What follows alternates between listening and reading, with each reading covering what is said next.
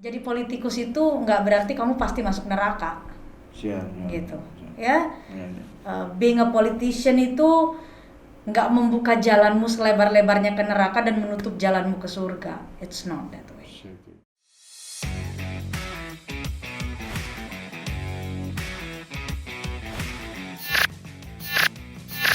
Selamat datang di The Jurnal Indonesia, catatan peristiwa terkini.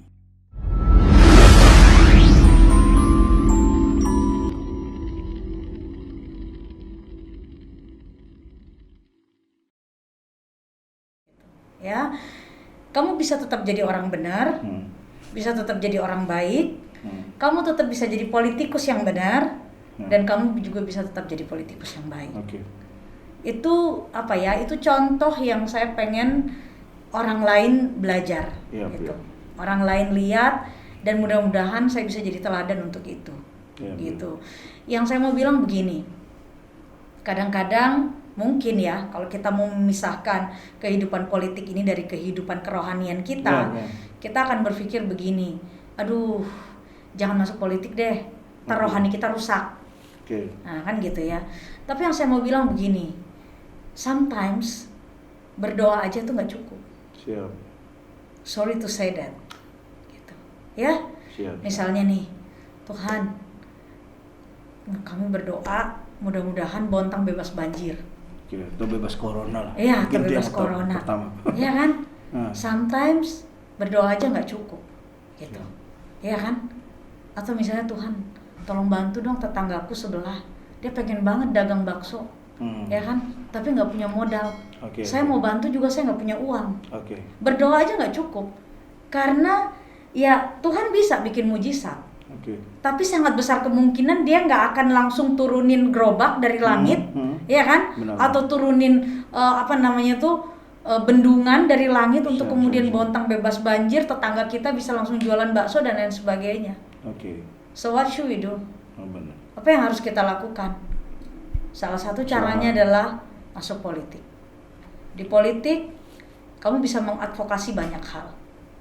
Kamu bisa nolong orang sakit yang nggak punya biaya.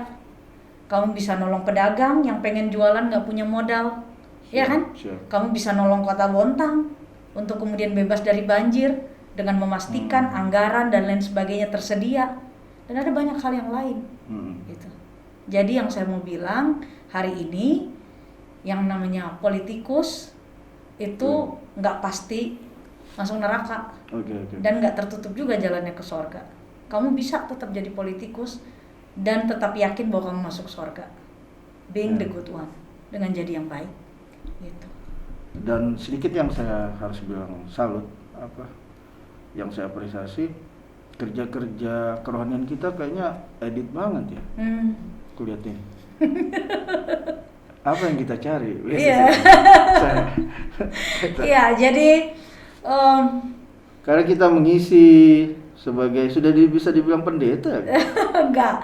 Kalau di gereja saya tuh kita tuh namanya penatua. Oke. Ya, penatua itu semacam majelis gereja yang kemudian bertanggung jawab terkait dengan pengajaran. Gitu. Ya, makanya kita lebih banyak mengajar dan lain sebagainya. Dan kalau orang nanya seperti tadi Denny nanya, Kak Eta bikin semua ini nyari apa? Ya. Ya kan? Buat apa dan lain sebagainya. Yang kadang kita setahun sekali mungkin karena Covid kayak 2 tahun berturut-turut kita ke sebuah desa Oh ya. dan kita ada misi kebaktian di sana. Iya. Iya. Itu kadang-kadang kita setahun bisa 4 kali. Oh iya, siap. Gitu. Nah, kita sebenarnya bulan-bulan ke depan ini merencanakan lagi untuk itu. Tapi ternyata PPKM. Jadi mungkin after August atau September begitu baru kita bisa pergi lagi ke daerah pedalaman. Jalan Nah, suci apa yang jadi gini, kalau orang tanya saya cari apa, saya mau jawab begini. Siap. Semua yang saya lakukan hari ini, kalau itu dipandang baik, kalau itu dinilai baik, saya bersyukur. Oke. Dan kalau ditanya mengapa saya lakukan itu, jawabannya cuma satu. Saya bisa melakukan banyak yang disebut orang dengan kebaikan hari ini, karena saya sudah menerima terlalu banyak kebaikan dari Tuhan. Jadi itu sebagai pengucapan syukur saya gitu. Ya, jadi saya yakin saya bisa memberi karena saya sudah terlalu banyak diberi. Gitu. Saya bisa mengasihi orang karena saya sudah terlalu banyak dikasihi. Saya bisa berbuat baik because saya sudah merasakan terlalu banyak kebaikan. Jadi apa yang saya lakukan hari ini yaitu bentuk pengucapan syukur. Gitu. Makanya ngerjainnya semangat. Gitu.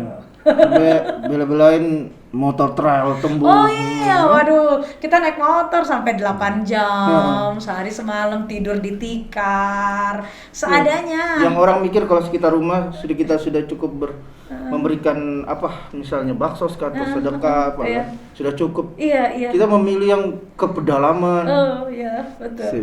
Saya selalu berpikir begini, dalam segala hal yang kamu kerjain, you should reach your limit. Ya, itu salah satu pegangan hidup saya. Jadi untuk semua yang kamu kerjakan, kamu harus sampai di limitmu, gitu. Ya, jadi misalnya gini, kamu bagi sembako bisa, gitu. Ya kan, lakukan yang lebih lagi yang bisa kamu lakukan. Oke, saya bantu orang susah bisa. Sekarang apa lagi? Pergi ke pedalaman bisa, naik motor bisa, tidur di lantai beralaskan papan bisa, apapun lakukan. Until you reach your limit, gitu. Sampai kamu di limitmu gitu. Jadi kalau saya sih begitu, saya selalu menantang diri saya untuk do more gitu. Ya, karena ya at the end saya mau bilang bahwa apa yang saya lakukan juga ternyata belum cukup.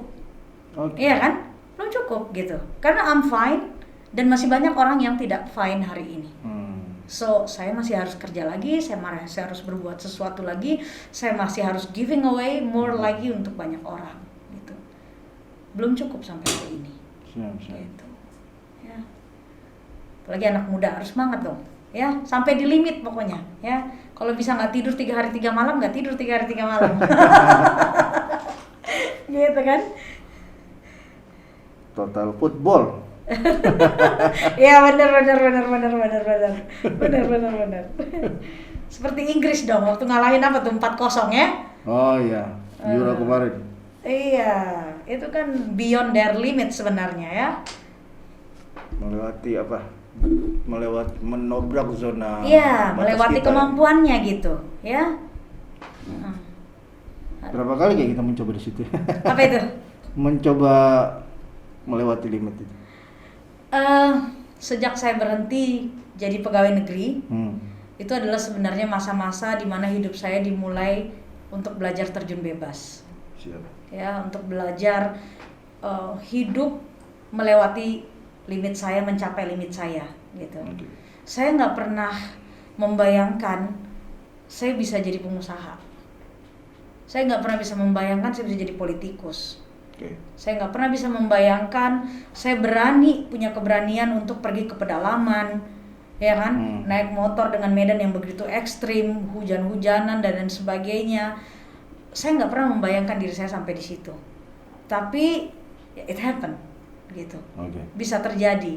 So ya pada akhirnya saya sadar bahwa ternyata saya bisa gitu, ternyata saya bisa. Dan masa-masa itu, setiap momen itu dalam hidup saya membuat saya akhirnya makin berani ya. Keberanian saya tuh makin tumbuh, makin besar, keyakinan saya makin tumbuh, makin besar, untuk kemudian saya nggak pernah takut lagi untuk bikin hal-hal yang lain gitu.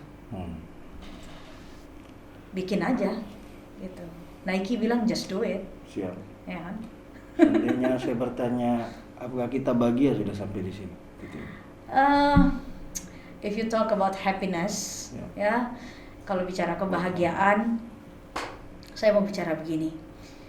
Buat saya, ya, saya bisa menyebut diri saya berbahagia ketika I feel enough. That's happiness for me. Gitu.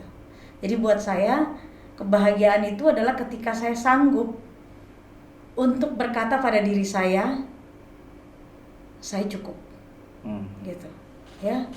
Suami saya cukup buat saya, anak-anak saya cukup buat saya, keluarga saya cukup buat saya, berkat-berkat jasmani yang ada pada saya cukup buat saya, posisi saya hari ini cukup buat saya, dan apapun lingkungan di sekeliling saya itu cukup buat saya hari ini. Ketika saya bisa membuat diri saya menerima bahwa semua yang ada di sekeliling saya itu cukup bagi saya, that's happiness. Dan kalau ditanya apa saya bahagia hari ini, I'm happy. Siap. Oke, Kaeta, boleh saya tanya ini? Yes. Kita nggak tahu di 2004 nanti lagi. Apakah bakal kembali ke maju Dunia politik? Yap. Apakah legislatif? Karena 2024 ini mungkin bisa dibilang tahun politik, berakhir periode Oh iya, eksekutif, rame banget, berakhir rame periode banget. legislatif. Rame banget, iya benar. Sip. Rame banget dan Presiden juga. iya betul. Kadang-kadang kalau orang nanya begini sama saya cuma bilang begini. Iya. Kayaknya nggak ada waktu istirahat untuk politik ya. Okay. Kita baru aja selesai dengan pileg, belum kita tarik nafas, kita lanjut pilkada lagi. Siap. Bener nggak ya? Benar. Kita baru selesai dengan pilkada. Kita udah mau ini 2021 kan ya? Iya. Kita udah mulai mau bicara 2024. Ini sudah pertengahan 2021. Ya, saya pikir wajar karena memang 2022 juga KPU kan sudah memulai tahapan. Iya kan? Nah, tapi gini. Kalau ditanya ya, 2024 maunya seperti apa? Saya tuh termasuk orang yang belajar hidup day by day. Ya, saya termasuk orang yang sudah memutuskan dan sudah menjalani kehidupan tuh hari demi hari, gitu. Ya, jadi hari ini Tuhan mau pimpin kita kemana nih?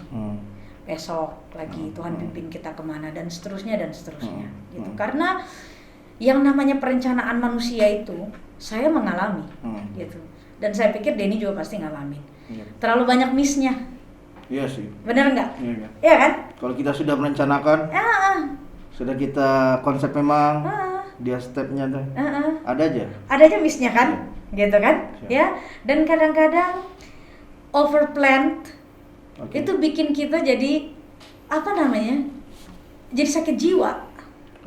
Iya kan? Kalau kita merencanakan sesuatu itu dengan terlalu sempurna, which is saya itu punya kecenderungan untuk kayak begitu deh, gitu loh. Merencanakan segala sesuatu. Stresnya lebih terasa. Iya, karena saya kan emang orangnya sakitnya di situ tuh agak-agak perfect.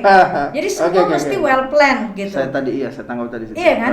Detail. Nah, iya gitu. Dan pada akhirnya yang kayak gitu-gitu tuh saya sadari di hidup saya, bikin saya jadi gampang stres, ya kan, khawatirnya besar, ya kan, mudah depresi dan lain sebagainya, ketakutan dan lain sebagainya, which is that's not good gitu loh, itu nggak bagus gitu, ya kan, yang seperti itu. Jadi ya kalau saya hari ini ditanya 2024 mau maju lagi, saya harus jawab I don't know, gitu, saya nggak tahu.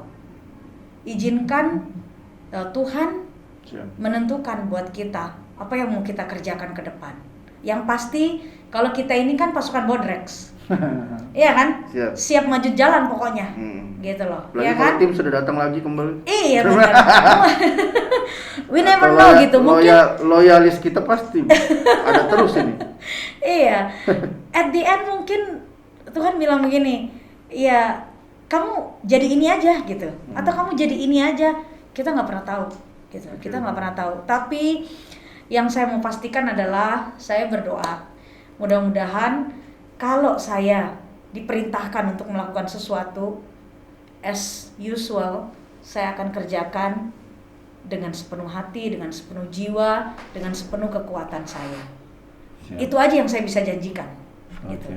Jadi kalau dibilang maunya apa 2024, I don't know yet, gitu. Tapi kalau misalnya Tuhan bilang udah maju caleg lagi, saya akan jadi caleg dan saya akan berusaha dengan sepenuh hati saya, sepenuh jiwa dan sepenuh kekuatan saya. Ya kan, full power nih, gitu. Tapi kalau Tuhan bilang jadi apa, saya akan lakukan tetap yang sama, gitu. Jadi ya let's see, ya kan. Kita mengalir aja, ya kan? Mengalir aja, ya we never know. Pandemi masa begini Den, ya kan? Kita nggak pernah tahu. Ntar bulan depan gue terinfeksi, gue meninggal lagi kan? Jaga kesehatan. Iya, jangankan jadi DPR lagi, jadi caleg aja nggak bakalan, udah meninggal, udah almarhumah, iya kan? Kita nggak pernah tahu gitu. Jadi ya satu hal yang saya belajar tuh nggak overplan sampai dengan hari ini. Gitu. Kadang-kadang enak-enak juga tuh, yang apa tuh tiba masa tiba akal. Sometimes itu oke juga, tapi nggak untuk semua hal ya. Nggak untuk semua hal itu boleh gitu. Tapi kadang-kadang ya interesting, menarik juga tuh kalau tiba masa tiba akal gitu. Sorry if Yeah. jika saya bertanya, kita masih penasaran Toraja Utara? Oke. Untuk kembali maksudnya ke Toraja Utara. Ya, jadi gini. Saya tuh sangat bersyukur punya kesempatan untuk menjadi calon wakil bupati di Toraja Utara. Ya. Bagaimanapun juga, selama apapun saya pergi, sejauh apapun saya pergi, saya ini orang Toraja.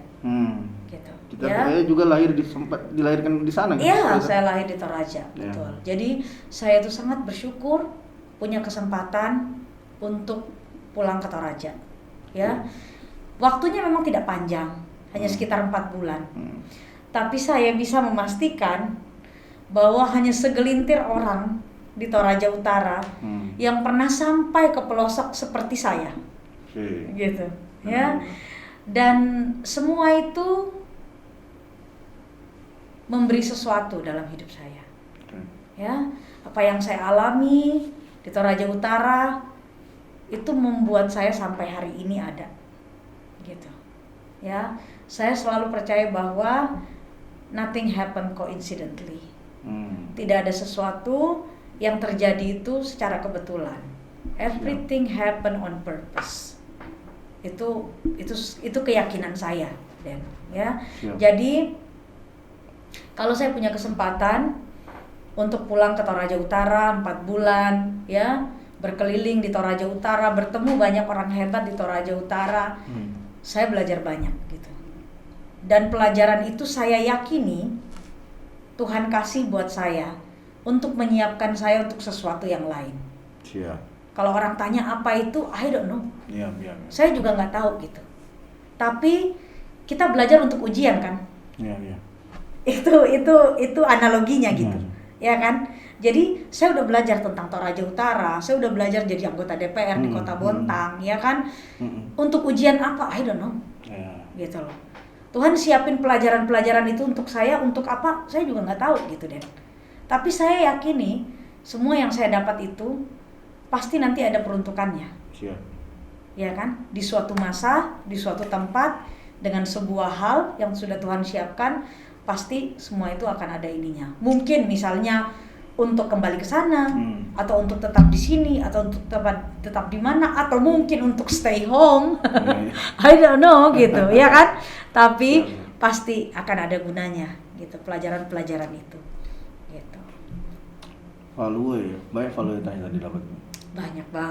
Banyak banget dan iya, saya tuh kan cuma numpang lahir ya di Toraja. Setelah itu besar, SD, SMP di Sangatta, SMA ke Makassar, kuliah di Makassar, S2 di Jakarta, tinggal di Bontang, ya kan, di Sangatta. Jadi memang kesempatan saya berinteraksi, mengenal budaya Toraja, mengenal kehidupan orang Toraja itu kan sangat minim. Ya, 4 bulan itu saya dapat pelajaran banyak banget. Saya dapat pengetahuan banyak banget, dan yang paling pasti membuat cinta saya, hati saya juga makin besar untuk Toraja ya. Singkat ternyata ya. Cuma aku 4 juga bulan. baru tahu. Cuma 4 bulan dari Agustus 2020 sampai Desember 2020, Den. Kita living kayak kayak apa? Ceritanya jadi kayak warga tamu di sana. Iya. Living life lah di sana ya. Iya, benar.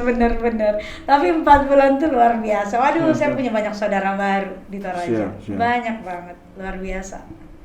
Oke. Daerah sebenarnya walaupun aku 2 kali sih, tapi memang bagus. Ke Toraja? Mantap. Ya. Mantap. Indah Alamnya banget kan? sih, sangat indah.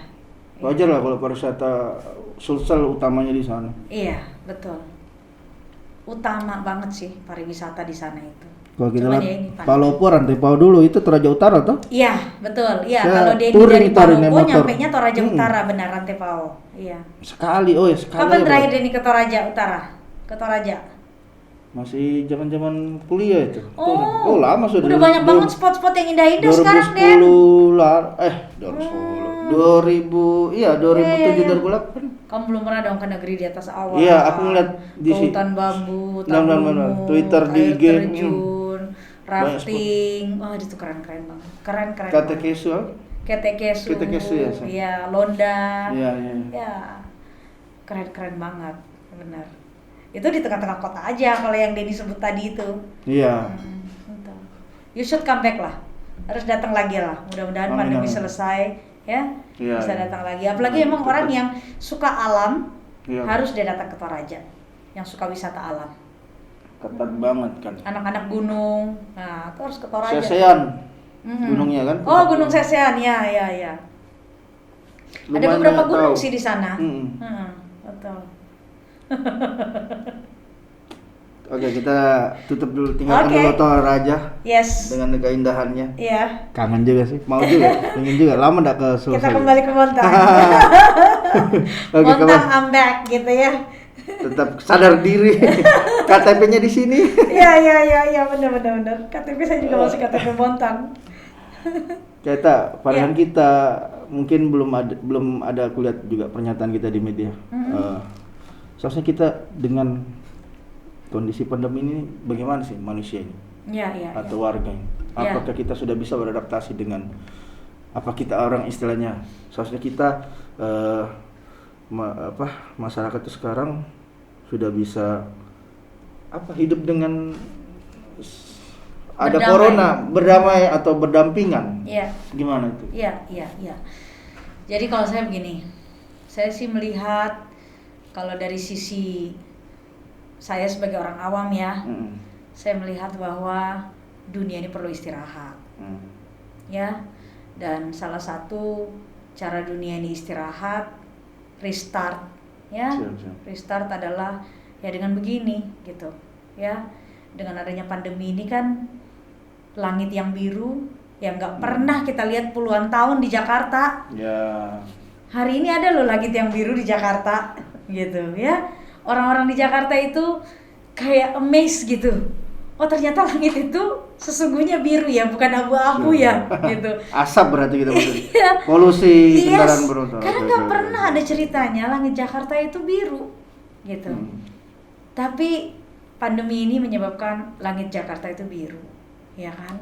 Dan ada banyak hal yang lain, ya. Dan kalau bicara pandemi, poin yang paling penting itu sih pandemi ini membawa kesedihan luar biasa. Benar. Ya, kesedihan luar biasa. Mulai dari menurut saya yang paling menyedihkan itu kehilangan orang-orang yang kita kasihi. Benar. Ya, wah itu benar-benar heartbreaking banget.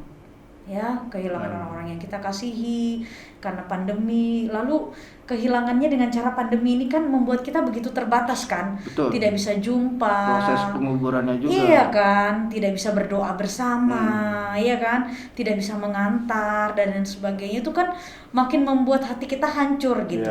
Ya. Jadi saya pikir kalau mau bicara pandemi dari sisi yang sedih cukuplah. Gitu. Belum lagi kesulitannya.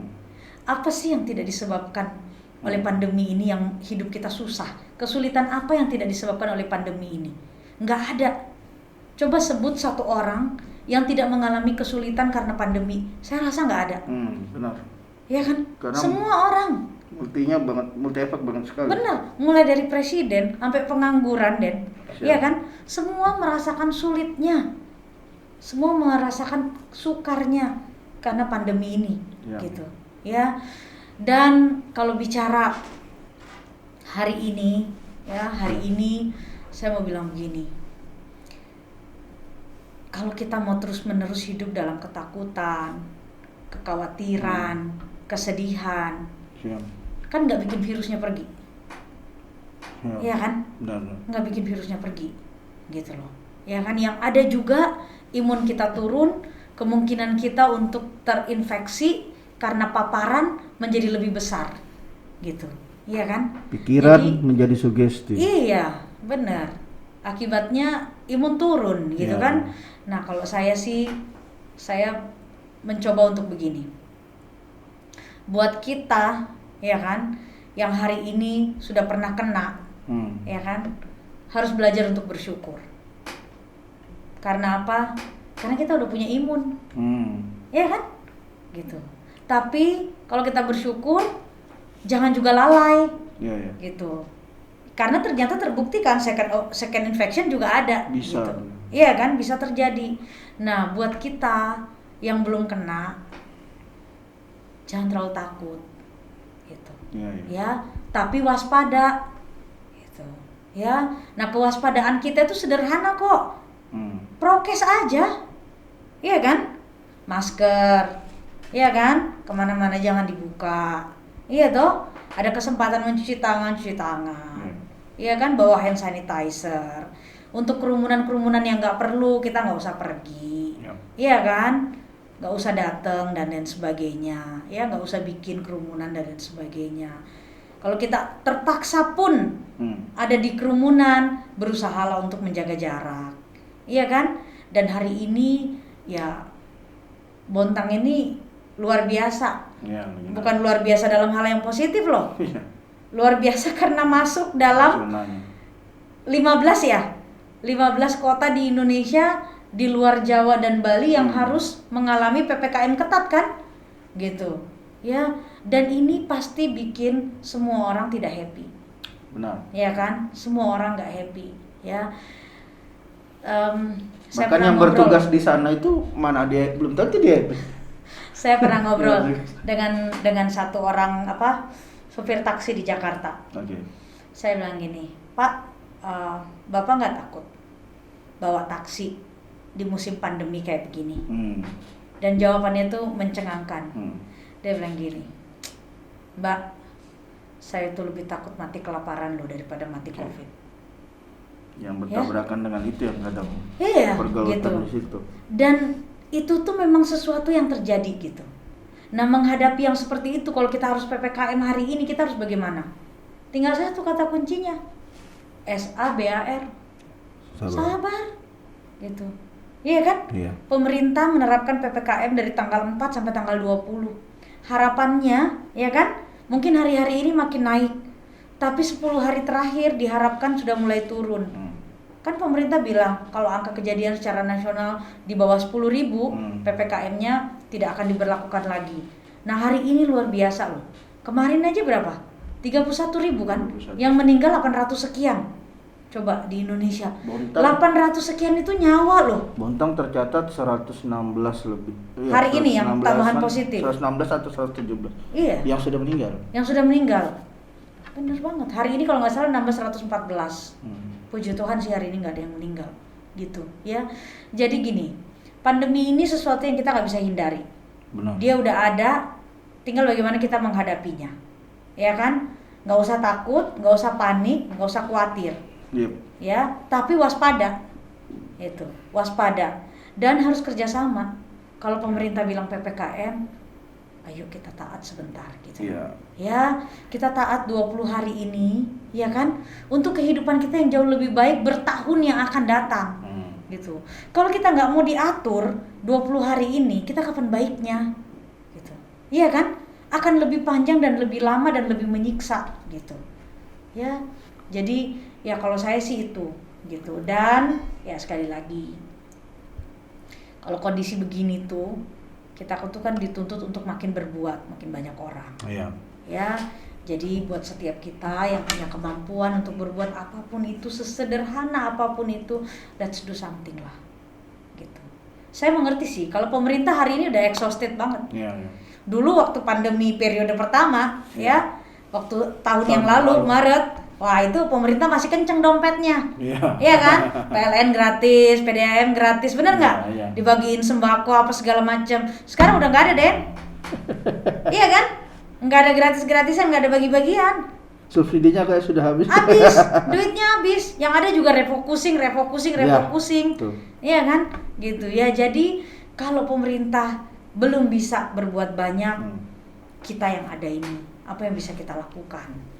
Apa yang bisa kita kerjakan gitu. Aku tuh sebenarnya kayak tahun lalu tuh berpikir mungkin hanya virus yang akan lewat sama sebelum-sebelumnya kayak SARS. Kayak SARS paling 3 bulan 6 bulan. Flu ayam, flu unggas gitu kan. Iya benar. Bakal ada semangat. Tapi di tahun kedua ini kayak hopeless aja. Tapi bagaimana kita adaptasi sebenarnya dengan betul. Ya di depan matamu sudah lah kondisinya begini. Iya benar. Kok pandeminya masih entah kapan berakhir. Iya, betul, begitu. benar. Jadi ya kita juga nggak tahu benar nggak sih itu berita yang bahwa Singapura sudah mau menerapkan istilahnya kita juga nggak tahu itu sudah berita benar atau hoax ya, apa betul. sudah mau menerapkan ini sebagai varian flu biasa dan lain sebagainya. Tapi kalau saya pikir itu ya mereka cukup berani sih. Mungkin juga karena konsiderannya terpenuhi, misalnya 100% penduduknya sudah divaksin, ya kan, terus kemudian mereka taat prokes dan lain sebagainya, terus kemudian mungkin angka kejadian, angka kematian sudah jauh di bawah dan lain sebagainya, sehingga mereka sudah bisa memberi keputusan seperti itu. Tapi kalau kita di Indonesia hari-hari ini emang gawat banget, gawat banget. Kalau mau dibilang mengerikan sih mengerikan, gitu. Dengan karakter manusia Indonesia yang ngeyel. Ya benar. Tapi sekali lagi ya Den, maksudnya pandemi ini terlepas dari segala kesedihan, kesukaran dan lain sebagainya yang diakibatkan oleh pandemi ini, kita juga harus berani untuk jujur bahwa pandemi ini bring some good things juga buat kita kan. Iya kan? Benar. Kita harus jujur gitu, karena pandemi ini juga banyak bawa hal baik loh buat kita. Iya kan? Seperti saya jadi lebih rajin berolahraga. Iya kan? Gitu loh, orang-orang kita banyak mencoba resep baru. Iya, bener. Anak saya tiap hari bikin kue gitu ya. Jadi makanya emaknya harus olahraga, kalau enggak dicekokin kue terus gawat kan, bisa menjelendung. Nah, orang tua yang nggak pernah di rumah jadi di rumah, betul nggak? Ya kan?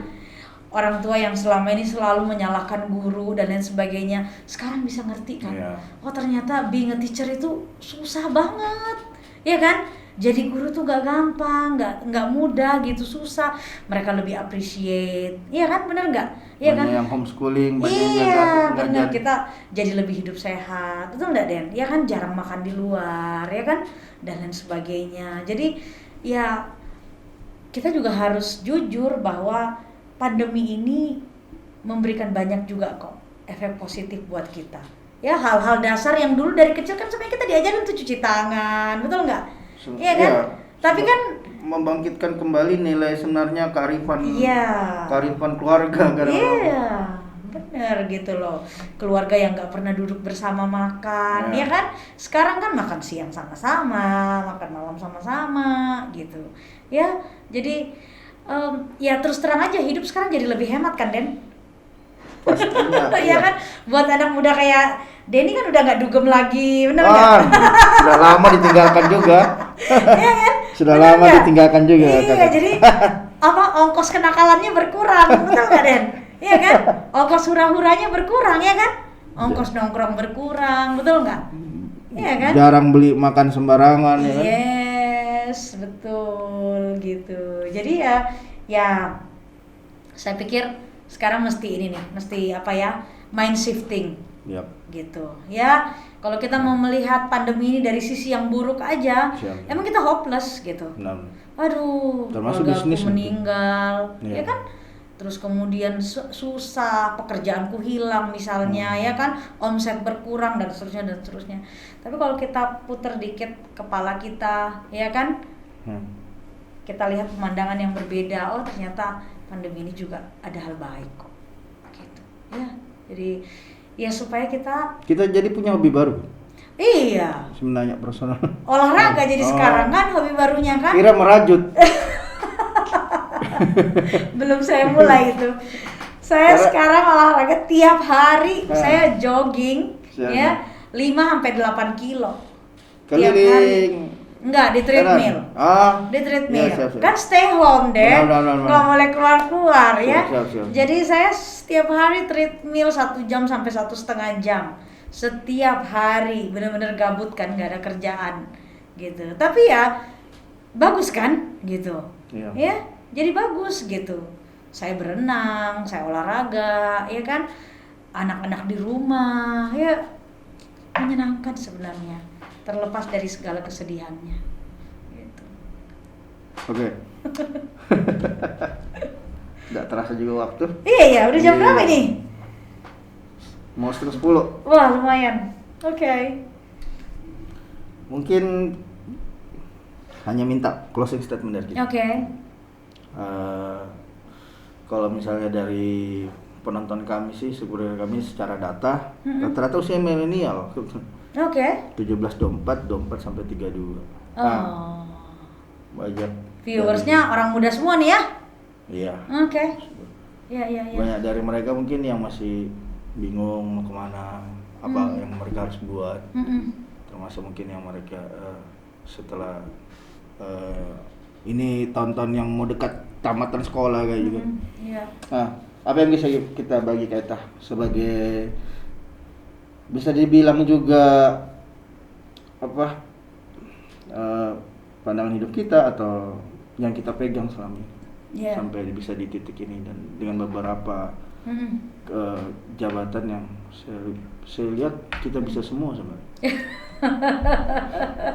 Dari yang nggak bisa, dari yang kita tidak bisa ya. Ada yang saya nggak bisa masak. Anak saya selalu bully saya soal masakan. Saya nggak bisa masak, Den. Keleo yang sekolah masak ya? Siapa? Si Selo yang Selo pernah kan? belajar baking ya. Oke. Kurang lebih setahun. Setelah itu dia belajar sendiri dan ya he's quite good lah gitu. Pesan-pesan ya? Iya. Oke, ya. Jadi untuk viewersnya The Journal ya. Untuk viewersnya The Journal spesial saya mau sampaikan satu hal ya. Siap. Buat teman-teman semua. Jadi gini, kita itu emang tidak dilahirkan untuk jadi Superman. Oke. Nggak ada satupun di antara kita ini yang superhuman. Siap. Ya, kita ini manusia biasa, manusia normal yang semuanya penuh dengan limitation, penuh dengan keterbatasan. Ya, tapi walaupun kita ini penuh dengan keterbatasan, ya, kita ini penuh dengan kekurangan, saya berharap teman-teman semua mau belajar untuk be the best version of you. Oke.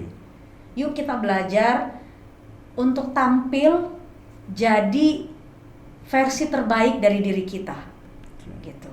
Ya, jadi kalau kamu adalah seorang pelajar, be the best version of you, which is jadi pelajar yang terbaik, ya. Kerjakan tugasmu, ya, belajar dengan baik, usahakan kamu dapat nilai yang terbaik. Kalau kamu adalah seorang mahasiswa, be the best version of you, jadi mahasiswa yang terbaik, gitu. Lulus dengan nilai yang terbaik, dan apa hal-hal terbaik yang bisa kamu lakukan. Kalau kamu hari ini adalah seorang karyawan, ya, pekerja, be the best version of you. Jadi karyawan yang terbaik, karyawan yang berdedikasi, punya loyalitas, ya, punya integritas. Kalau hari ini kamu adalah pengusaha, jadi pengusaha yang terbaik. Even though kalau hari ini kamu adalah pengangguran, jadi pengangguran yang terbaik. Be the best version of you. Gimana caranya jadi pengangguran yang terbaik? Manfaatkan waktu dengan baik, iya kan? Kelola apa yang kamu punya hari ini, ya, kemampuanmu apa hari ini. Karena keyakinan saya tidak ada seorang pun yang dilahirkan tanpa kehebatan.